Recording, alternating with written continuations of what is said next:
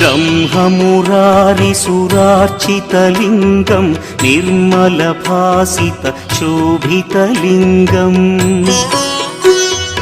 जन्मजदुःखविनाशकलिङ्गं तत्प्रणमामि सदा शिवलिङ्गम् देवमुनिप्रवरार्चितलिङ्गं कामदहन करुणाकरलिङ्गम्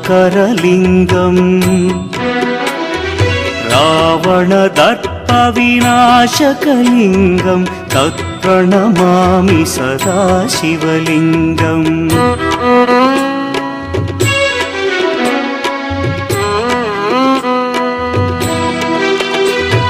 सर्वसुगन्धसुलेपितलिङ्गं बुद्धिविवर्धनकारणलिङ्गं सिद्धसुरासुरवन्द्यं